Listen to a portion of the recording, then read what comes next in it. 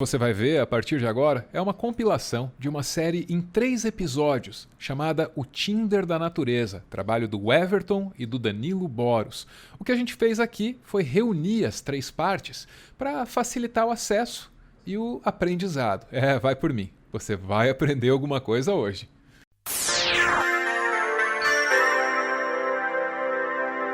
O que alguns animais são capazes de fazer para conquistar um crush, hein? Tem umas coisas na natureza que parecem não fazer o menor sentido. Darwin dizia que ficava doente só de olhar para a cauda de um pavão. Isso porque ele não conseguia explicar como que aquela estrutura enorme e bizarra poderia ser útil para a sobrevivência de uma ave. Além de dificultar o voo, essa cauda enorme também faz com que o pavão fique mais visível e vulnerável ao ataque de predadores. Então por que o pavão tem uma cauda desse tamanho? Na natureza, a gente encontra vários outros exemplos de estruturas que parecem atrapalhar mais do que ajudar. Esse passarinho aí, encontrado em savanas africanas, é chamado de viúva de colar vermelho. Os machos dessa espécie possuem uma cauda que pode chegar a 20 centímetros, 4 vezes maior que o restante do corpo. Para tentar descobrir para que serve uma cauda assim, tão grande, os pesquisadores fizeram um experimento onde eles cortaram um pedacinho da cauda de alguns machos, deixando as caudas com mais ou menos uns 12 centímetros e meio. E aí eles compararam os machos com a cauda encurtada com os machos com a cauda mais longa e normal.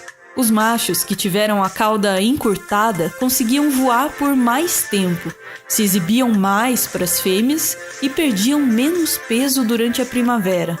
À primeira vista, parece muito mais vantajoso ter uma cauda mais curta. Então por que os machos têm uma cauda tão comprida assim? O lagarto de colar é encontrado em desertos dos Estados Unidos. As fêmeas têm essa cor aí para se camuflar em meio às rochas e se esconder de possíveis predadores. Já os machos são super coloridos e chamativos. Ser extravagante assim no meio do deserto faz com que os machos fiquem muito mais vulneráveis a ataques de predadores, como aves e cobras. Então por que eles não possuem a mesma cor das fêmeas? Os machos de Hutt-Húngara cantam longas serenatas durante a noite. Quando estão em grupo, os machos cantam ainda mais alto e tentam fazer canções ainda mais elaboradas.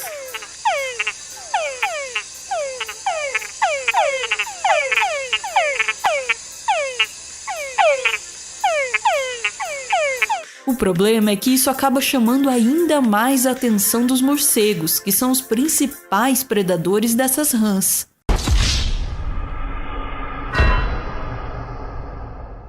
O alce irlandês possuía um chifre de dar inveja a qualquer cantor sertanejo.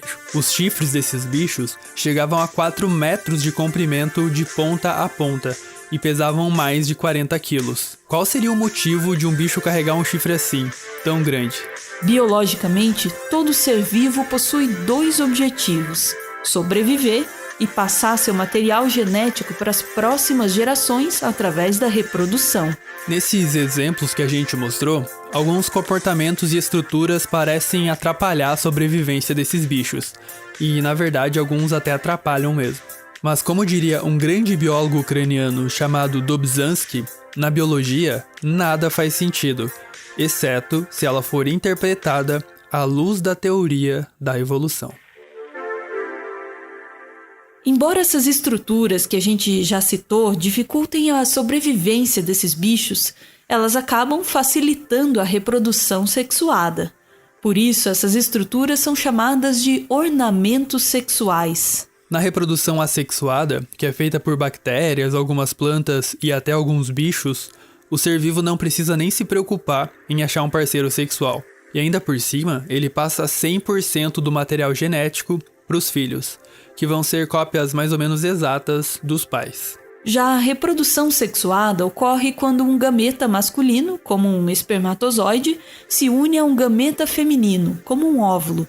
Como esses gametas têm só metade do material genético dos pais, a gente diz que a reprodução sexuada tem custo duplo. Cada filho vai ter só metade do material genético do pai e metade da mãe. Além de jogar metade do material genético fora, os seres vivos que se reproduzem sexuadamente ainda vão ter que gastar energia procurando um possível parceiro ou parceira sexual. Ninguém transa, Julinho. As pessoas falam que transam, mas não transam, dá muito trabalho.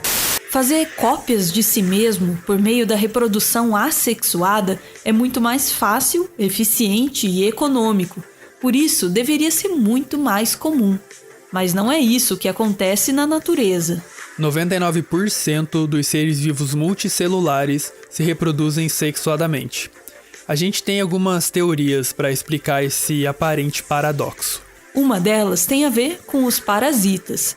Ao contrário da reprodução assexuada, que gera indivíduos todos iguais, a reprodução sexuada gera indivíduos geneticamente diferentes. Com uma maior variabilidade genética, fica mais difícil um parasita infectar e matar toda uma população. A gente já falou disso aqui no Meteoro no vídeo sobre a extinção das bananas.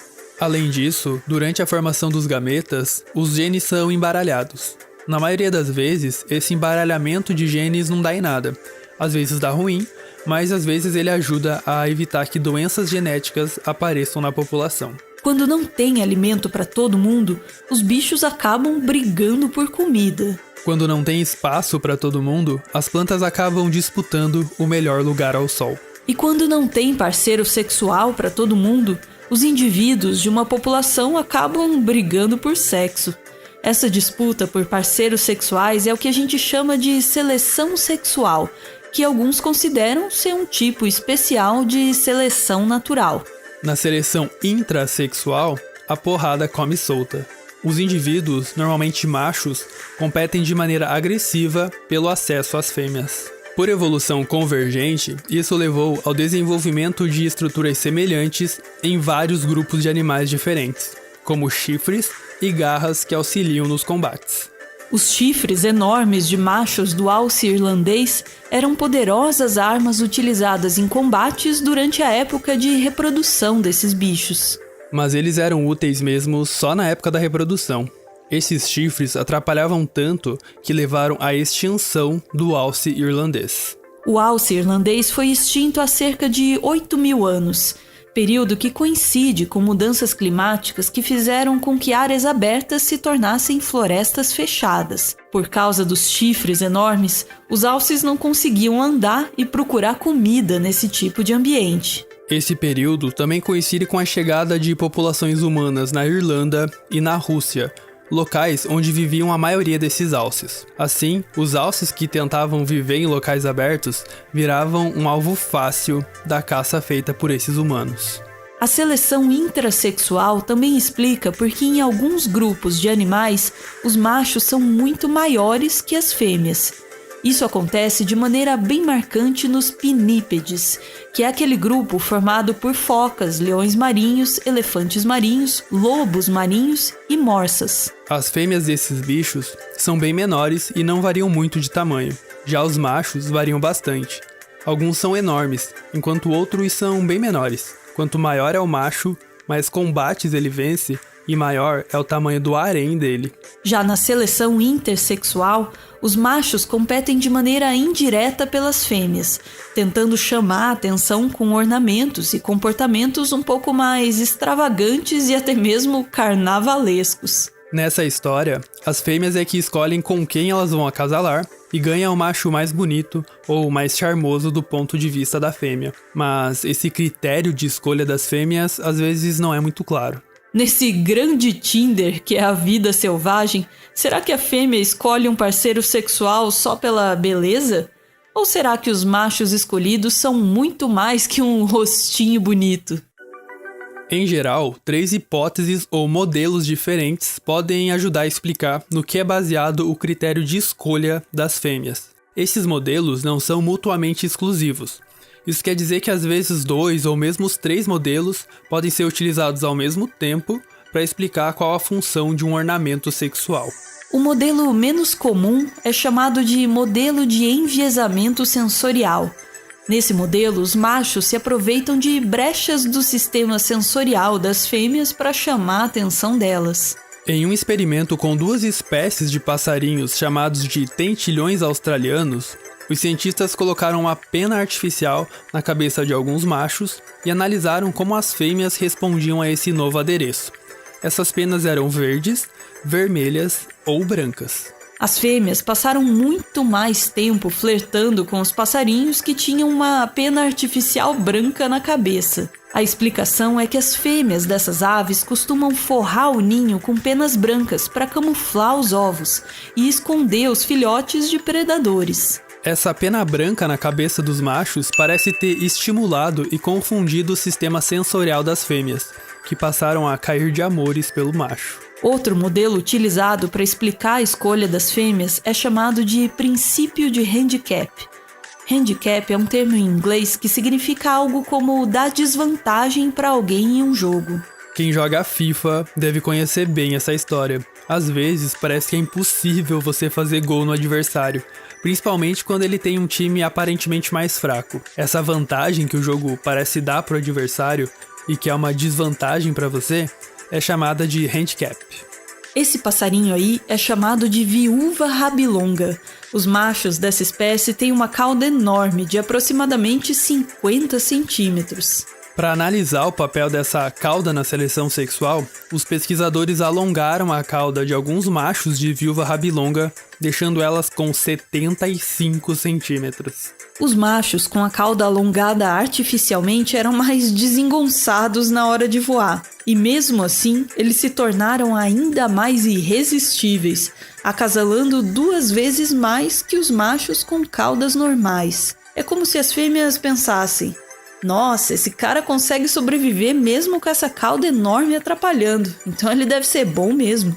Se as fêmeas preferem machos com cauda tão grande assim, por que essas populações não evoluíram de forma com que os machos tivessem caudas ainda maiores? É que os machos com caudas alongadas estavam vivendo em um ambiente controlado pelos pesquisadores, sem a presença de predadores, por exemplo. Na natureza, uma cauda tão longa assim atrapalharia tanto que os machos não conseguiriam sobreviver a tempo de se reproduzir. Mas a hipótese mais utilizada para explicar o critério de escolha das fêmeas é o modelo dos bons genes.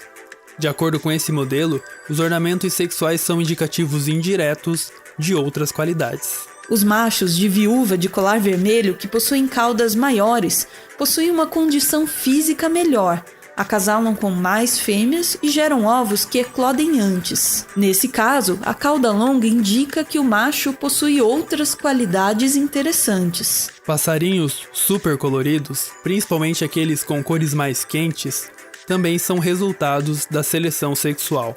Penas coloridas normalmente estão associadas a uma dieta rica em carotenoides, que também fortalecem o sistema imunológico dos passarinhos. As fêmeas escolhem os machos mais coloridos porque essas cores vivas indicam que o macho tem uma boa saúde. O macaco narigudo vive em Bornéu, uma ilha imensa localizada sobre o Oceano Índico, no Sudeste Asiático. Como você pode imaginar, as fêmeas preferem acasalar com o macho que tiver o nariz mais avantajado. Eu quero dizer uma coisa, eu tô muito feliz de entrevistar alguém que tem um nariz maior que o meu. Nesse caso, tamanho é documento. Quanto maior o nariz do macaco, maior é o tamanho corporal, maior é o testículo, mais espermatozoides são produzidos e, consequentemente, maior é o tamanho do harém desse macaco narigudo. A cauda de um pavão, que deixava o coitado do Darwin doente, também pode ser explicada pelo modelo dos bons genes. É que quanto mais ocelos tiver a cauda de um pavão, maior vai ser a chance de sobrevivência dos filhotes produzidos pelo dono dessa cauda. Nesses casos explicados pelo modelo dos bons genes, a fêmea escolhe o macho mais bonito ou mais charmoso porque isso é um indicativo de que a saúde dele está em dia e de que os filhotes gerados por ele também serão saudáveis. Nesse vídeo, a gente só falou de machos que brigam pelas fêmeas. Mas será que existem fêmeas que disputam a atenção dos machos? Como é a seleção sexual em espécies monogâmicas, aquelas que passam a vida toda com o mesmo parceiro sexual? E o que a seleção sexual tem a ver com unicórnios? Será que existe seleção sexual em nós humanos? Todas essas questões aí vão ser assuntos para um próximo vídeo. Enquanto ele não sai, que tal tentar conquistar aquela pessoa que você tanto gosta? Mas não seja como o alce irlandês, que foi extinto porque era chifrudo e agressivo. Conquiste com jeitinho, mandando esse vídeo aqui. Vai que a pessoa entende a indireta, né? Por que em algumas espécies machos e fêmeas são tão diferentes, hein? No último vídeo do Meteoro XP, a gente falou sobre como a seleção sexual pode ser responsável pelo surgimento de umas estruturas e comportamentos muito bizarros. Se você ainda não viu, a gente recomenda que você veja esse primeiro vídeo sobre seleção sexual. Mas claro, só se você quiser. Nesse último vídeo, todos os exemplos que a gente mostrou eram de machos que brigavam pelas fêmeas de maneira direta ou indireta. Pelo menos até os dias de hoje, na maioria dos exemplos que a gente conhece do reino animal, os machos é que disputam a atenção das fêmeas. Logo, eles é que se destacam por serem maiores ou por possuírem ornamentos sexuais como chifres ou penas super coloridas. Essa diferença entre machos e fêmeas é chamada de dimorfismo sexual. E existe uma teoria que pode explicar por que a disputa entre machos costuma ser maior que a disputa entre as fêmeas. A fecundação ocorre quando um gameta masculino, tipo espermatozoide, se une a um gameta feminino, tipo óvulo. A célula, que é formada logo após a fecundação, é chamada de zigoto. Zigotos maiores têm mais chances de sobreviver e de se desenvolver, porque eles têm mais nutrientes à disposição. Mas para o zigoto ser grande, um dos gametas precisa ser enorme e cheio de nutrientes. E esse gametão aí tem um problema. É que por ser grande demais, ele acaba sendo quase imóvel. Nesse sistema de reprodução, para a fecundação acontecer, o outro gameta precisa ter uma alta mobilidade para chegar até o gameta gigante. Aí, a estratégia muda. Quanto menor for esse outro gameta, melhor, porque ele vai ter maior mobilidade para chegar até o gametão. Quem produz o gametão grande e quase imóvel são as fêmeas. Produzir um gameta enorme desses não é tarefa fácil. O investimento energético é muito alto. Por isso, as fêmeas produzem poucos gametas durante a vida. Na espécie humana, as fêmeas produzem cerca de 400 óvulos durante toda a vida. Já quem produz o gametinha pequeno e com alta mobilidade são os machos. Produzir gametas pequenos assim é muito mais fácil. Por isso, os machos produzem muito mais gametas que as fêmeas. Ô Levi, você sabe quantos gametas um macho produz? Bilhões. 18 bilhões, 105 bilhões, 2 trilhões e 200 bilhões, 600 bilhões. É quase isso, Levi. Na espécie humana, um macho produz cerca de 300 milhões de espermatozoides por dia. Como as fêmeas investem mais pesado na reprodução e produzem muito menos gametas durante a vida, elas acabam sendo mais criteriosas na hora de escolher um parceiro sexual. Nesse sistema de reprodução, os machos que lutem para conquistar as fêmeas. No caso da seleção intrassexual, não é nem meme, os machos que lutem mesmo. Quanto maior é a disputa por parceiras sexuais, maior vai ser o dimorfismo sexual dessa espécie. Em sistemas de poligenia, onde um macho acasala com várias fêmeas, o dimorfismo sexual é muito mais evidente. Já em espécies socialmente monogâmicas, macho e fêmea passam a vida toda ou pelo menos parte da vida como um casal. Nesse caso, como a disputa por parceiras sexuais é menor, o dimorfismo sexual é muito pequeno ou inexistente. É o caso dos albatrozes, cisnes, pinguins imperadores, lobos, lontras, castores, águias americanas e corujas. Às vezes é difícil classificar uma espécie em monogâmica ou poligâmica, porque sempre existem exceções.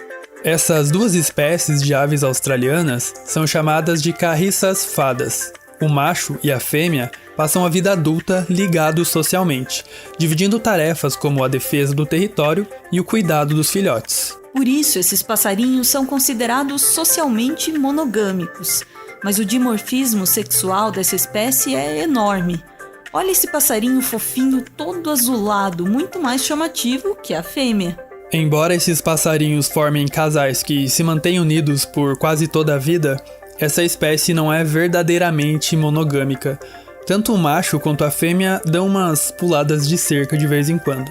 76% dos filhotes são resultados de relações extraconjugais e 95% dos ninhos contêm ao menos um filhote resultado de um adultério. É a verdade que acaba com todos os relacionamentos. Inclusive o meu. É a mentira que mantém o casal junto. Também existem casos em que o dimorfismo sexual até existe, mas tanto o macho quanto a fêmea são super chamativos. É o caso do papagaio Ecletus, da Nova Guiné.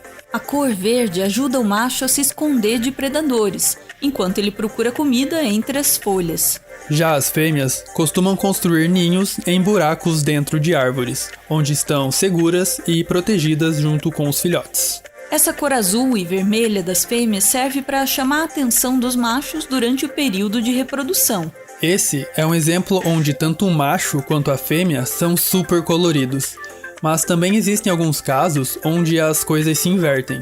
As fêmeas é que competem entre si para acasalar com os machos. É o que acontece numa família nada tradicional formada por uns peixinhos diferentes como peixes cachimbo, cavalos marinhos e dragões marinhos. Nessa família de peixes, a fêmea é que toma uma atitude de ir flertar com os machos. Cabe ao macho escolher qual fêmea vai ser a mãe dos filhos dele. Como são as fêmeas que disputam a atenção dos machos, o dimorfismo sexual é pro lado das fêmeas. Nessa espécie de peixe cachimbo, a fêmea é muito maior que o macho. Esse grande dimorfismo sexual indica que essa espécie provavelmente é poliândrica, ou seja, uma fêmea acasala com vários machos. Mas o que acontece de mais fantástico nessa família de peixes é que, em geral, os machos é que ficam grávidos. Ao invés dos machos injetarem os gametas dentro das fêmeas, são as fêmeas que injetam os gametas dentro dos machos. Os filhotes nascem dentro do macho, que carrega os potrinhos marinhos até eles estarem prontos para tentar a sorte no mundo aqui fora. Um único macho de cavalo marinho é capaz de dar à luz a milhares de filhotes de uma única vez. Não é a coisa mais fofa desse mundo? Esse cavalo marinho aí pode até ser bonitinho, mas algumas outras espécies dessa família têm uns comportamentos bem bizarros. Nessa espécie de peixe cachimbo, o macho comete um aborto e come os próprios fetos quando engravida de uma fêmea menor e menos atraente do ponto de vista dele. Nas ratitas, grupo que abrange aves que não voam, como as emas e avestruzes, o dimorfismo sexual também é invertido. As fêmeas costumam ser um pouco maiores que os machos. Tanto os machos quanto as fêmeas possuem vários parceiros sexuais durante a vida, mas são os machos que cuidam dos ovos. O exemplo mais extremo dentro desse grupo é a moa gigante, uma ave da Nova Zelândia que foi extinta há cerca de 500 anos. A diferença de tamanho entre machos e fêmeas é tanta que no começo os cientistas acreditavam que se tratavam de duas espécies diferentes. Os machos de moa gigante pesavam cerca de 60 quilos, enquanto as fêmeas chegavam a pesar mais de 240 quilos e mediam mais de 2 metros de altura. Um dos motivos para serem tão grandes assim é que as moas gigantes não tinham nenhum predador natural. E assim, as moas gigantes levaram uma vida tranquila na Nova Zelândia durante 80 milhões de anos. Essa tranquilidade acabou com a chegada dos primeiros humanos na Nova Zelândia, que não encontraram nenhuma dificuldade em caçar as dóceis aves gigantes. A caça impiedosa fez com que as moas gigantes fossem extintas em menos de 150 anos. Um outro caso muito interessante de dimorfismo sexual invertido acontece nas hienas malhadas, onde as fêmeas é que mandam no pedaço. Quanto mais agressiva é a fêmea, maior é a posição hierárquica dela dentro do grupo. Isso favorece os filhotes dessas fêmeas dominantes, que têm privilégios como maior acesso à comida. Consequentemente, esses filhotes crescem mais rápido e têm mais chances de conseguir um status de maior dominância dentro do grupo. Essa agressividade faz com que as fêmeas sejam super ciumentas. Elas não costumam atacar machos intrusos, mas não dão a menor chance para fêmeas que tentam invadir o bando. Mas os mesmos hormônios que deixam as hienas agressivas e ciumentas também causam um grande efeito colateral. E assim, é grande mesmo. Essa imagem aí é de uma fêmea, e essa estrutura aí obviamente não é um pênis. Essa estrutura é o clitóris da fêmea. Esse efeito colateral traz um doloroso custo. Ao nascer, os filhotes precisam sair pelo orifício do clitóris, que mede menos de 3 centímetros. O filhote fica preso no clitóris da fêmea por cerca de 30 minutos, e é comum que o tecido do clitóris se rompa. A mortalidade de fêmeas durante o parto chega a 20%. A natureza é o maior espetáculo da Terra. A direção desse espetáculo fica por conta da evolução, que trabalha de maneira extraordinária, mesmo algumas pessoas não acreditando nela. Os seres vivos são os protagonistas e antagonistas, com atuações dignas de Oscar. Esse espetáculo se torna ainda mais espetacular porque conta com a seleção sexual, uma excelente figurinista que não tem o menor medo de ser taxada de exagerada ou extravagante. Mas a gente ainda tem mais algumas coisas para mostrar sobre as maravilhas e bizarrices desse espetáculo. Você sabia que unicórnios têm tudo a ver com seleção sexual? E afinal, existe ou não seleção sexual em humanos? A continuação dessa história você vê no próximo vídeo, mas só se você quiser.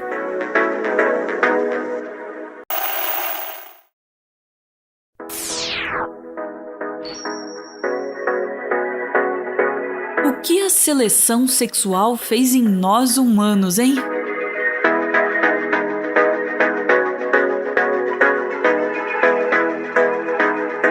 Chegamos ao último episódio da série sobre seleção sexual, aqui no Meteoro XP. Eu também acho que foi pouco. A gente deixou para esse último episódio o assunto mais polêmico, que é a seleção sexual em nós, humanos. Estudar a seleção sexual não é fácil, ainda mais quando se trata desse animal que vemos em frente a um espelho. Em algumas espécies, estruturas como penas coloridas e chifres gigantescos são ornamentos sexuais com funções óbvias e que tornam fácil a distinção entre um macho e uma fêmea. Mas em humanos, essas diferenças não são tão acentuadas assim. Em geral, homens são um pouco maiores e mais musculosos que mulheres. Tem mais pelos no rosto e a voz mais grave. Mas esse dimorfismo sexual nem se compara ao dimorfismo dos gorilas, por exemplo. Nos nossos primos evolutivos, os machos são muito maiores do que as fêmeas. Os fósseis indicam que o dimorfismo sexual era maior nos nossos antepassados e que com o passar do tempo esse dimorfismo foi caindo durante a evolução humana. Essa redução de dimorfismo sexual coincide com um processo de autodomesticação que ocorreu na espécie humana. Embora a violência seja algo que faça parte da história das sociedades humanas, somos uma espécie muito menos violenta que nossos outros primos evolutivos, como os chimpanzés, por exemplo. Existem pelo menos 9 hipóteses sobre o motivo da nossa espécie ter se autodomesticado e se tornado menos violenta. Uma delas diz que foi nossa capacidade de linguagem que nos tornou menos agressivos. Com uma linguagem mais complexa, nossos antepassados podem ter formado grupos rebeldes que se uniam para dar golpes e derrubar um líder. A partir disso, entrar em lutas corporais para se tornar um macho alfa não fazia mais sentido. Se tornar um macho dominante deixou de ser uma vantagem e passou a ser uma desvantagem, porque as chances de você cair numa emboscada e acabar morrendo eram muito maiores. Sem um macho dominante, a disputa por fêmeas diminuiu, fazendo com que o dimorfismo sexual também diminuísse. Um baixo dimorfismo sexual é um bom indicativo de que a espécie é monogâmica. E aqui, a gente entra numa polêmica. Será que nós somos uma espécie monogâmica? Não existe um consenso entre os cientistas se, em geral, nossa espécie é monogâmica ou poligâmica. No final dos anos de 1960, foram analisadas 186 sociedades humanas que surgiram antes da Revolução Industrial. Em 85% dessas sociedades, a poligamia é permitida. No livro O Mito da Monogamia, Barash e Lipton utilizam esses e outros exemplos de poligamia no mundo animal para defender que nossa espécie é poligâmica. Segundo eles, nós não somos uma espécie monogâmica, mas gostamos de fingir que somos. Nesse caso, o Barash e a Lipton estão fingindo muito bem, já que estão casados há quase 40 anos. Na história da humanidade, a gente tem um caso de poligamia levado ao extremo. Um caso muito mais extremo que o do Mr. Catra, que teve 3 mulheres e 32 filhos. O Império Mongol, que durou entre 1209 e 1368, foi o maior em extensão territorial contínua da história. Ao todo, chegou a ter 24 milhões de quilômetros quadrados, se estendendo da China até a Europa Oriental. O maior líder desse império foi Gengis Khan. De acordo com um artigo publicado em 2003, cerca de 16 milhões de asiáticos são descendentes de Gengis Khan. Isso equivale a cerca de 0,5% da população mundial masculina. Segundo os historiadores, durante as campanhas militares de tomada de reinos e vilarejos, todas as mulheres jovens eram enviadas para Gengis Khan, o que explica a quantidade de descendentes que ele deixou. Mas Gengis Khan e Mr. Catra são exceções. Em um artigo de revisão publicado no ano passado, os pesquisadores mostraram que, embora a maior parte das sociedades humanas permitam relacionamentos poligâmicos, na prática, a maioria dos casais formados dentro dessas sociedades são monogâmicos. Segundo os pesquisadores, a maior parte dessa monogamia é em série, ou seja, uma pessoa pode possuir vários parceiros durante a vida, mas um de cada vez. Os pesquisadores também argumentam que, em geral, nós somos mais parecidos fisicamente com primatas monogâmicos do que com primatas poligâmicos. Por exemplo, na nossa espécie, os testículos não são tão grandes assim quanto o de outros primatas poligâmicos. Mas independente da gente ser uma espécie monogâmica ou poligâmica, a seleção sexual também ocorre na nossa espécie. A gente não tem ornamentos sexuais tão vistosos e monumentais, como penas coloridas, chifres gigantescos ou testículos azuis enormes. Mas a gente dá um jeitinho de aumentar o dimorfismo sexual da nossa espécie utilizando a nossa cultura. E isso acaba sendo um desafio a mais no estudo da seleção sexual em seres humanos, porque muitas vezes acaba sendo difícil separar a parte biológica da parte cultural. E é por isso que muitos cientistas defendem que o ideal é a gente tratar a parte cultural como se ela fosse uma extensão da parte biológica. Essa ideia, chamada de fenótipo estendido, foi popularizada por Richard Dawkins em 1982. Assim como a cor do cabelo ou o tipo sanguíneo, a cultura também seria um produto dos nossos genes. Mesmo sendo um pouco mais difícil, são vários os estudos que procuram entender melhor como a seleção sexual afeta os nossos comportamentos. No mundo ocidental, em geral, os homens preferem mulheres com seios grandes, cintura fina e quadril largo. Um estudo feito na Polônia mostrou que mulheres que seguem esse padrão corporal possuem maiores concentrações de 2 hormônios importantes para a reprodução: o estrogênio e a progesterona, que preparam o útero para uma possível chegada do novo Enzo ou Valentina. Os autores dizem que em sociedades não industrializadas e onde existe uma escassez de alimentos, esse padrão pode mudar. Por exemplo, em uma sociedade rural da Mauritânia, as mulheres gordas são consideradas mais atraentes, porque o acúmulo de gordura corporal é sinal de fartura.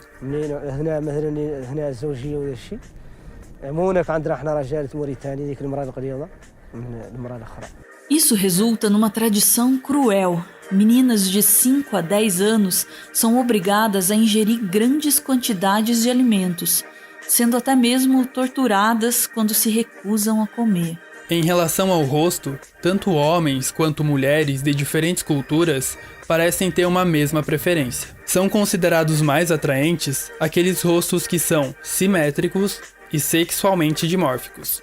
Ou seja, mulheres preferem homens com rostos mais masculinos e os homens preferem mulheres com rostos mais femininos. A simetria e o dimorfismo podem ser sinais de boa saúde, mas a gente ainda não sabe exatamente qual aspecto da saúde eles sinalizam. O uso de maquiagem por mulheres de diferentes culturas pode ser explicado porque a maquiagem aumenta o dimorfismo sexual, deixando o rosto ainda mais feminino e até mais simétrico. Já nos homens, a barba é um dos principais responsáveis pelo dimorfismo sexual facial, mas ainda não existe um consenso sobre qual a real função da barba. Alguns estudos mostram que as mulheres se sentem mais atraídas por homens com barba, principalmente quando elas têm a intenção de ter um relacionamento duradouro. Em um outro estudo, vídeos de homens com e sem barba foram apresentados para um grupo de mulheres e um grupo de homens, que tinham que julgar o quão atrativos e o quão dominantes pareciam esses homens com e sem barba. As mulheres não tiveram nenhuma preferência clara por muita ou pouca barba, ou seja, tanto faz se o cara fez ou não a barba. Já o grupo de homens avaliou os barbudos como homens mais dominantes. Ou seja, ter barba pode não te deixar mais atraente para as mulheres, mas aumenta suas chances de intimidar outros homens. Um outro fator envolvido na seleção sexual humana é o complexo principal de histocompatibilidade, que é um grupo de genes encontrados em animais vertebrados que controla a produção de proteínas do sistema imunológico. Filhotes gerados por indivíduos que possuem sistemas imunológicos diferentes tendem a ser mais saudáveis do que filhotes gerados por indivíduos com sistemas imunológicos semelhantes. Isso porque as diferentes capacidades imunológicas dos pais são somadas, e o herdeiro desses genes será capaz de lidar com uma maior variedade de doenças. Os fragmentos de moléculas produzidas por esse grupo de genes do nosso sistema imunológico são encontrados no suor, e é por isso que elas são capazes de afetar o nosso cheiro natural. Será que homens e mulheres são capazes de escolher um parceiro sexual com um sistema imunológico diferente só pelo cheiro? Em 1997, foi feito um experimento maluco e meio nojento para testar essa hipótese. Homens e mulheres cheiraram camisetas suadas usadas por 2 dias por outras pessoas. Em geral, tanto os homens quanto as mulheres preferiam o cheiro de suor das camisetas usadas por pessoas que tinham um sistema imunológico diferente. Isso só não aconteceu com as mulheres que tomavam pílulas anticoncepcionais. Essas mulheres tiveram uma leve preferência pelo cheiro de pessoas com um sistema imunológico semelhante, o que mostra que o uso de pílulas anticoncepcionais pode afetar a escolha de parceiros sexuais. Quase todos os estudos sobre seleção sexual em humanos são focados em homens e mulheres heterossexuais. Mas ainda existe muita coisa pra gente descobrir sobre a sexualidade humana, que depende de estudos que combinem vários campos, como biologia, psicologia, antropologia e sociologia. Mas mesmo com toda essa complexidade, nós, seres humanos, também somos produtos biológicos de processos evolutivos, tal como os outros seres vivos. Nossa cultura é um ornamento sexual tão belo e que nos tornou tão vaidosos que às vezes nos faz esquecer que somos apenas mais um primata pendurado em um dos galhos da árvore da vida.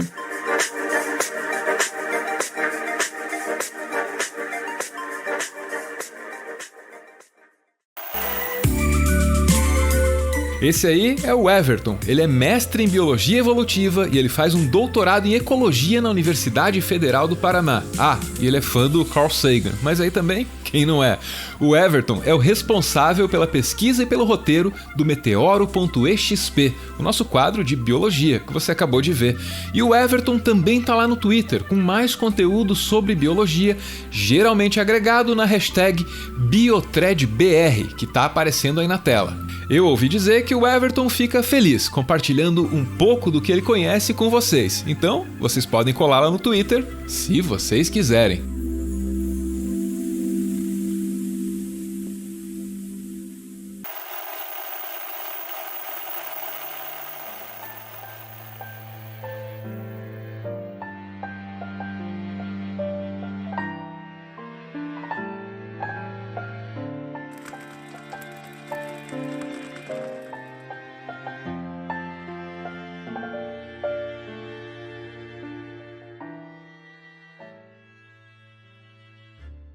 Muito obrigado por ver esse vídeo até o final. O Meteoro é mantido graças a uma campanha de financiamento coletivo. Quem participa aparece aqui no finalzinho, que é para receber o nosso agradecimento. Hoje a gente vê aí a Simone e o Marcelo. Muito obrigado pelo apoio, gente. Beijo, felicidades e tchau!